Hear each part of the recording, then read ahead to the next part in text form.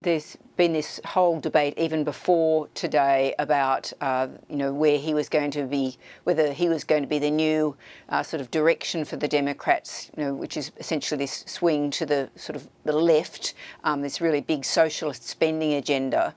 I think it still remains the case that obviously he has tapped into this incredible frustration amongst New Yorkers that the city has become just completely unaffordable. It's what we've got in Australia sort of writ large in terms of the housing crisis and those sorts of issues.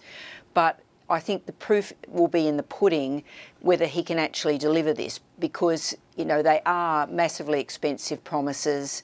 He might be able to find some way of making this work, but he will be hemmed in by the state sort of legislature and financial structures. So the sort of elation of people who felt that finally somebody was working outside the system may very quickly evaporate. He has, as he said, toppled a dynasty, the Cuomo family, and they represent the fact that it's not just sort of one side of politics, but in fact the Democrat sort of establishment that he's really overturned. So it is going to be fascinating to see how that works. And how do you think US President Donald Trump will respond to this, given that he'd threatened to withdraw funding from New York City in the event of this outcome? Well, I think he'll do it with his usual grace, Olivia. He has tweeted, or whatever you want to call that. He's posted that the reason why we saw the results we did here in New York today, but also results in Philadelphia, New Jersey, and even in California, some results that have come in and some votes there. He's basically said there were two reasons why the Republicans haven't done well. One of them was that he wasn't on the ballot, and the second one was the government shutdown, the federal government shutdown in the US.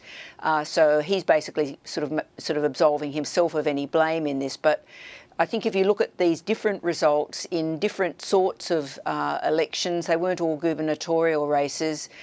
Essentially, there has been a rejection of the Republicans and or Donald Trump in all sorts of forms. But that makes this result in New York that much more interesting, because I think it does, in a way, really represent exactly the same sort of rejection of the political establishment that Donald Trump has sort of honed in on in both 2016 and 2020, the sort of draining the swamp idea, draining the idea that the political establishment wasn't listening to voters. So, but he's doing it from the other side of the political stage. So, none of it's going to be good for Donald Trump, but I think it does raise this interesting question about whether what we've seen in New York is a sort of reformulation of that anti-establishment vote, and whether that can sustain the realities of having to finance it.